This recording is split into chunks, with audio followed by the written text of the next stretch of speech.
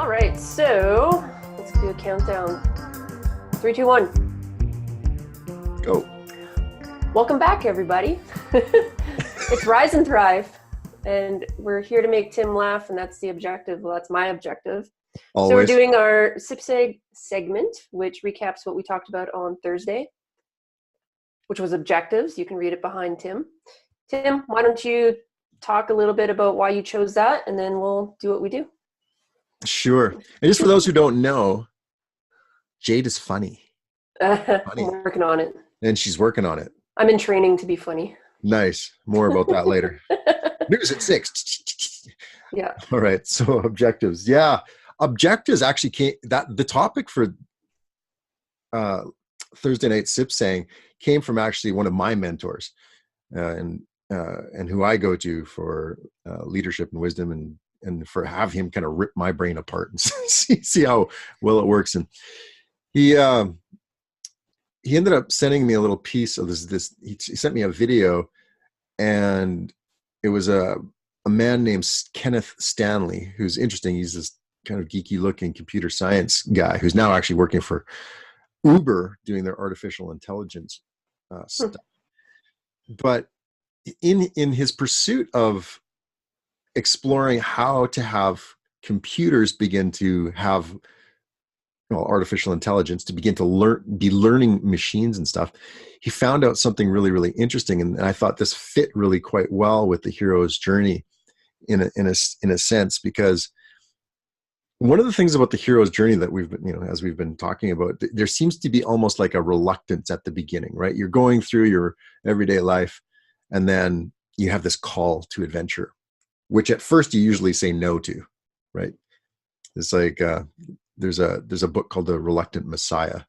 It's actually kind of captures it quite well. But that idea of like, I don't really want to, things are fine. But once that call to adventure has come, you begin to get unsettled, right? And that takes you on this adventure if you choose to take it on, and you never know where that adventure is going to go. And that's part of the magnificent of the hero's journey.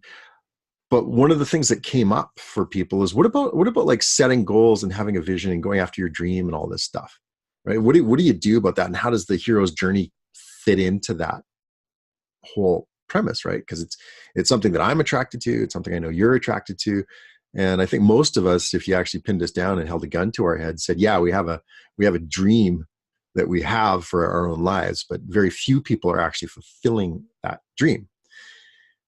But if you did have a dream and you went after it, how do you best get there? And now this is where the road diverges. Because if the dream that you have is just to simply be really great at something that somebody else has done before, well, then you can just set a goal. I'm going to be like that person. I'm going to do what they do. And usually if you do what they do and follow that path of their path of wisdom, you'll get, close to what they have.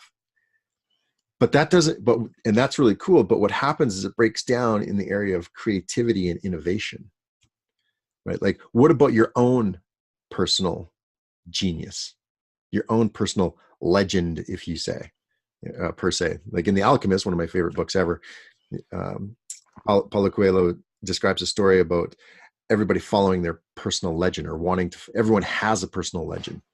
And this is about tapping into your own genius and seeing how you can, live it into your life, like live from that place of genius, what I call living at cause.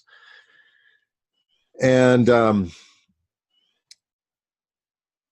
with this Kenneth Stanley's work, what they came across is every time they tried to have a machine become more creative with the objective of having the objective got in the way of accomplishing the objective. Right? So basically, having an objective when it comes to creativity messes up the attainment and the achievement of that objective. Because you can't have an objective for creativity, because creativity is exactly that, creativity. And how we are creative as people are really crazy. Like it's a really, really interesting, by all means, whoever's watching this, go look up the video by Kenneth Stanley. And he wrote a book called uh oh why greatness cannot be now I've forgotten what it is. Anyway, something about that, why greatness can't be taught, or something like this. It has to emerge out of your own path, right?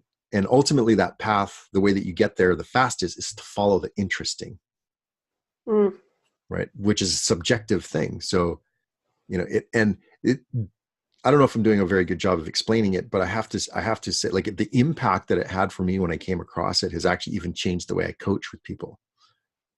Because it's like, all right, if I want to help someone draw out their genius, then I have to be sure that they're finding ways to build on greatness of others, if you will, by not trying to be that. You know what I mean? Like, don't try to be that person, and don't try to be that person, or even do what that person has done, because you will inhibit your own, like, the meeting of your own genius. That reminds me of that article I think I sent you last week on good artists borrow, great artists steal. Yeah, the Picasso thing. Right? Yeah. So it's you're not copying them, but you're being inspired by their process and how they approach it. Absolutely. Well, what this Kenneth Stanley did in his team, they created something called Pick Breeder, like, so pick as in picture, P-I-K, breeder as in breed, like as in breeding dogs or whatever. Pick Breeder, and I think it's .org. But you can actually go on this website, and it's just images, and it's all about how you can start making choices to alter this image to see where it goes. And the funny thing is like, what they've ultimately, like, indisputably, revealed is that anybody who tried to go make something out of, like, so that you might start from scratch, which is, you might just have a blob, and then you just start altering that blob until you have something else. But the thing is if you actually were trying to create something out of that blob, it usually doesn't work, right? Where the masterpiece came, where the most beautiful images came, is people just started, like, messing with an image until it actually became something else, and something new evolved. And so they called it, each one of the movements was a stepping stone, if you will. So he gives an example of his own personal one, and this thing, it kind of looks like the head of E.T., if you will. And then just slowly over time, it turned out to be a race car, which was really cool. It looked like a race car kind of going through a slipstream. But he wasn't trying to make a race car. He didn't know what he was trying to do. So his own creativity and innovation ended up creating this race car. And so ultimately, one of the maxims that ends up coming from this is you can't find something until you stop looking for it.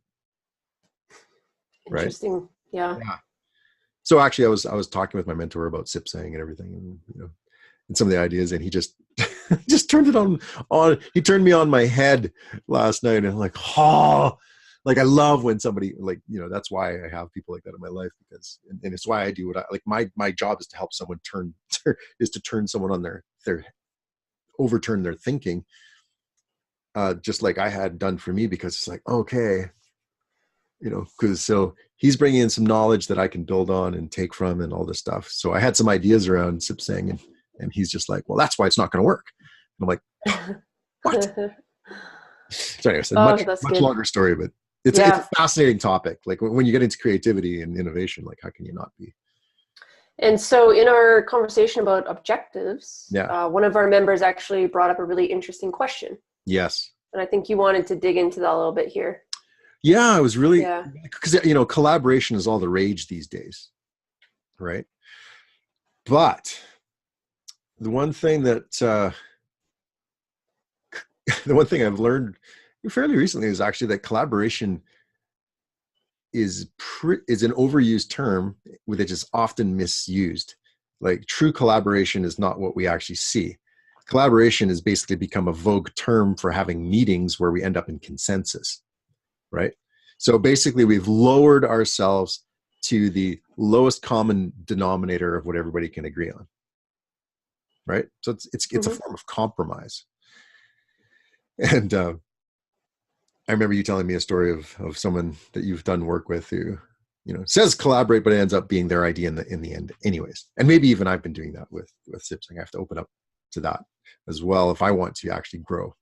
So I asked my mentor about it, and he helped me understand that in this sense, the sense that we're talking about having this type of objectives, remembering that having objectives about some kind of task that can be measured and done, faster, better, stronger. Awesome. That's where objectives really shine. And the smaller the thing you get done, the more that an objective mindset works, right? But it's like when you have this big vision, then it starts to break down. So how do you collaborate? Well, ultimately, the metaphor that I ended up coming up with in my own head, went through the discussion, was like, it was more like having a baton, right? So let's say you and I were collaborating on something, truly collaborating on something. Well, if we were doing that, then what we would do is we would trust in the process that the creativity and innovation will come through our collaboration, right? So maybe I would come up with something and I would hand it off to you. And then you would take what I had and you would build on it, change it, alter it, morph it, or whatever, right? And then you would hand it back to me, right? And then I would build on what you had.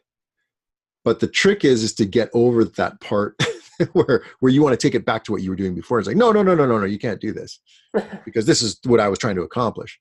Well, then you're no longer collaborating, right? You're not letting the mastermind take over. So I don't know if it's that easy, like to actually do collaboration well. Interesting. Yeah, awesome. It was really, really fascinating. So let's announce next week. Well, I was thinking about doing collaboration, but I think there's one I want to do that I've been dying to do. And I think what we're going to do next week is vows. And when I mean vows, I mean like when you vow to do something. So not marriage necessarily. Well, we're going to bring that in. We're going to talk about those vows, and we're actually going to poke some fun at them. Nobody get mad at me, right? If you got mad at me at this point, then you'd be taking a little bit of knowledge and trying to make something, concrete out of it. And so I have a little twist in there that I hope to have fun with you guys. Cool. Yeah. That's awesome. Yeah. Thanks. All right. Well, if anybody wants to join us next week, they can go over to sipsang.com, request an invitation to have a conversation with you, just to get everybody, or just to get that person up to speed and on board and all the housekeeping type of things. Yeah. Make sure it's a good fit, because it's not for everybody. And another document that we have to help people understand if it's the right fit is our 85 Signs, You're a SIPSanger. It's a PDF that you can get for free on the website as well. Absolutely. Cool. Anything else? I think that's it. Just really glad to have you in my world, girl. Oh, thanks, man. Yeah. Okay. Well, enjoy the rest of your day, and we'll talk to you guys next week. Sounds good. Thanks, Jade. All right. Okay. Ciao. Bye.